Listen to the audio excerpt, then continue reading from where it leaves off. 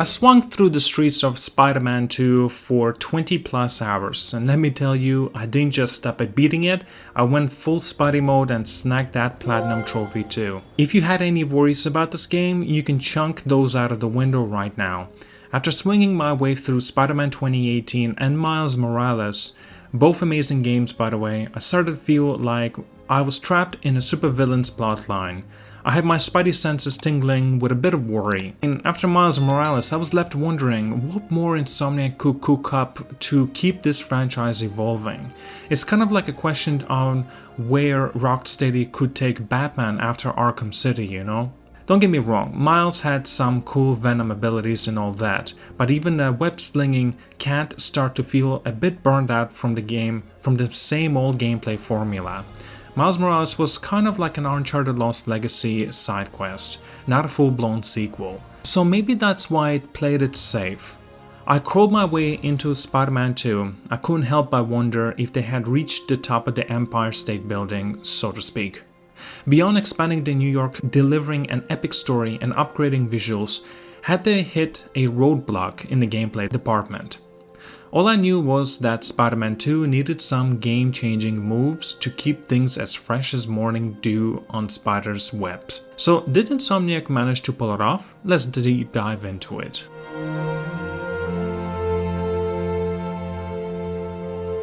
Alright, I won't deep dive into all the nitty-gritty story bits because of the Spider-Man 2 has some twists and turns, and I want you to savor those Easter eggs and surprises firsthand. But I've got to spill the beans on this. It's Insomniac's finest take on Spider-Man story so far. The story kicks off about 9 months after the shenanigans in Spider-Man Miles Morales. Peter Parker's got the classic Spidey dilemma on his hands, balancing life as wall-crawling hero trying to make rent, and coping with the loss of Aunt May in his toughest battle yet. Meanwhile, our boy Miles has been web-slinging like a champ, but is starting to feel the squeeze of managing his dual identity. Just when you thought things were spinning smoothly, an old pal Harry Osborn pops back up, seemingly cured of his life-threatening ailment. Peter and MJ are over the moon. But as usual, peace in the city doesn't last long because Kraven the Hunter decides to make a mess of things, and at some point you'll also have the symbiote goop popping up. Spider-Man 2 is like a roller coaster with web twists, high stakes, non-stop action, and pacing that's smoother than a silk thread. But hey, it's not all punchy, web-slinging action. We got some cool downtime moments that gives us a peek into the character dynamics and their relationships. Also, contrary to the popular opinion, the length is actually fine, but unfortunately the full platinum experience is way too damn short, and I was left with wanting more. It's just there's nothing to do after you platinum the game, and at this point I think I would much rather if Insomniac would add more bloat to get the platinum trophy. I think the sweet spot is around 50 hours mark and not around 20 plus hours for the platinum.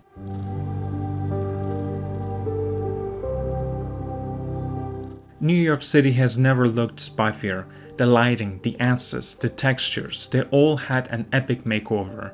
Even the ray-traced reflections, view distances, traffic density, and character models got a superhero level upgrade. In Spider-Man 2, the city bursts with more colors than ever before. It's like someone cranked up the saturation dial, and now it's a vibrant, living, breathing metropolis. It doesn't have the weird Instagram filtery feel that the original game did, so I do appreciate that. I love the new lighting system. It makes the suits look more stylish and vibrant, and the visuals are much more crisper because of it.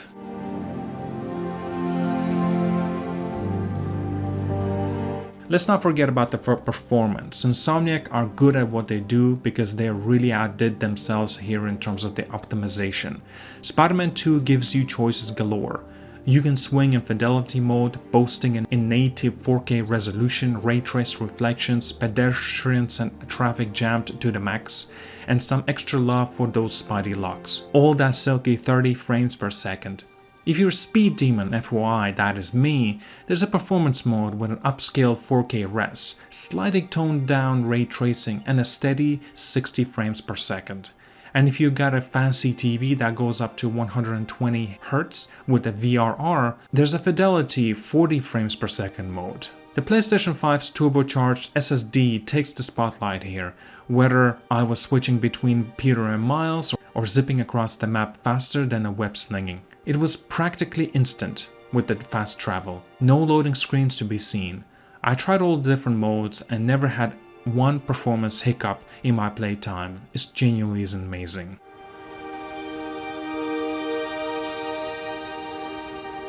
So when I swung into Spider-Man 2, I had a teensy bit of worry that maybe the gameplay had hit its peak with Miles Morales. But after my web-slinging spree, I gotta give it to Insomniac. They managed to evolve the gameplay in some fantastic ways. They pretty much crushed it in the evolution department. First things first, the biggest glow-up, in my humble opinion, goes to the traversal. Remember how much fun it was to swing around New York City in Spider-Man 2018? Well, imagine that but multiplied by 10. That's Spider-Man 2. The game changer here is the addition of the wingsuits for both Peter and Miles. What a delight it is to use those suits paired with the web slinging, point launching, wall running, corner tethering, and guess what? Surfing. Yes, you heard me right. The Sunset Overdrive style water surf has found its way into Spider-Man 2, and let me tell you, it's awesome as it sounds. There's sprinkled slingshot launch pads around the map for extra zip.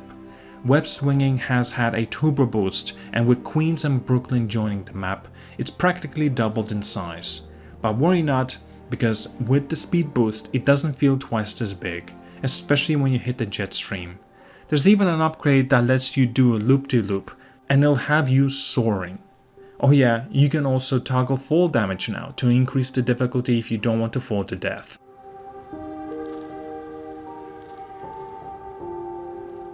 I tackled the entire game on spectacular difficulty without much of a fuss. The free flow combat, well, it's like visiting an old friend. Not much has been changed there, but there are some spiffy new additions to keep things fresh. First up, we got a spidey sense tingling abilities to parry foes. Those baddies ain't playing nice. Some of the toughest ones have thrown in a new attacks that are like dodging proof area of the effect moves. The only way to show them who's the boss without taking a hit is to pull a slick parry move. It is satisfying, and then there's gadget system. It's given a makeover that's as sleek as a spider silk thread. Now, it works more like your abilities, just like Miles Morales. But here's the kicker. There are only 5 gadgets in the game now.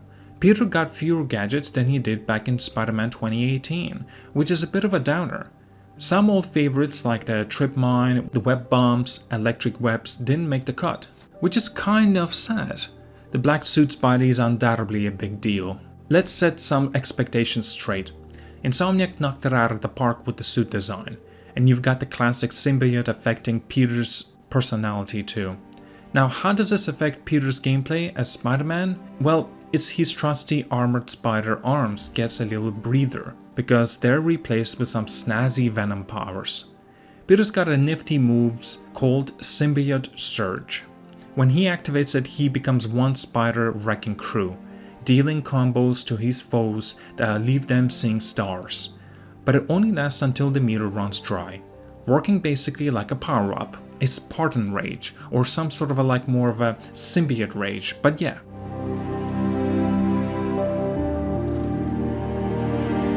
Stealth gameplay hasn't been a massive overhaul either. Those trusty melee takedowns, web strike takedowns, wall, ceiling, and perch takedowns, they're all back in this mix.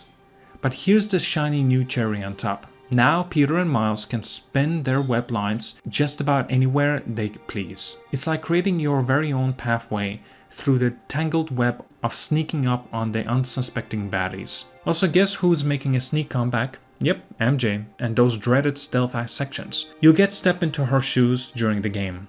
In first game, I didn't quite take to her stealth gameplay, but personally I thought they got more interesting as the story webbed its way along, especially when she got her hands on that taser gun.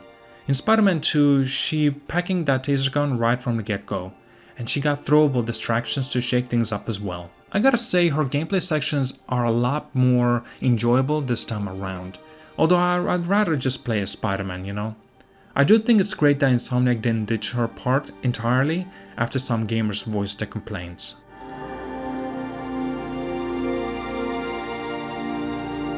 Spider-Man 2 sprinkles in some nifty RPG mechanics. There's a character level system that caps out at level 60, and with each level you snag skill points to jazz up both Peter and Miles. They each have their own solo skill tree and their nifty shared one, and trust me, there are some real upgrades in there. A slight twist though, in the menus you'll find Suit Tech tab. This is where you can use tokens you earn from your heroic deeds in the open world to boost your health, focus, traversal skills, and damage. It's like upgrading your web shooters with some extra fluid. Speaking of the open world, Peter and Miles have their own set of side activities, and there's a whole bunch of they can tag team on. These side quests are well thought out and seriously top notch, but there's just one itty bitty hiccup. There's just not a whole lot of them. After I zipped through all of them, I couldn't help but wish there were more. One side mission even ended with a jaw-dropping cliffhanger, and I was left hanging. Clearly they're keeping that one for a future DLC or something, which I wish wasn't the case. In fact, there are plenty of these moments that were reserved for future sequels or DLC, but I don't think this is necessarily a good thing, since we will have to wait an additional 2 to 5 years, which is quite insane. Now there are photo ops, spider bots to collect, hunter bases, 68 suits, and a bunch of other activities waiting to be discovered in the open world, and I wanted to touch on those suits. Unfortunately, they do not have any mods any longer, and I understand since there's so many suits, it will be quite difficult to create mods for the individual one. But there are still so many amazing options to choose from, and some of them are very unique and colorful. But personally, I think there just might be too many of them, and many of them just don't look like Spider-Man. And that's okay since there are options that you can wear, you know.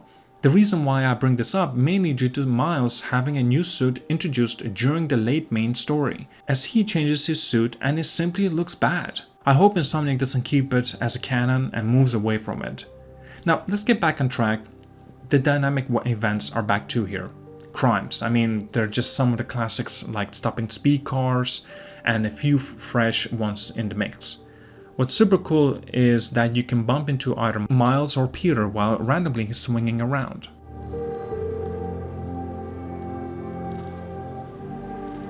In conclusion, Marvel's Spider-Man 2 is a web-slinging fantastic game and feels like a proper sequel.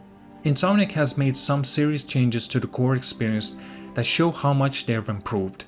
The only downsides are limited side story content, absence of suit mods, and lack of gadgets. But either way, that's all I got for today. Do let me know what you think about Marvel's Spider-Man 2 as well. Did you enjoy it? Did you dislike it? Do you think they should have done more? Or did it meet your expectations? Thank you so much for watching, like and subscribe, see you guys all, and have a wonderful day.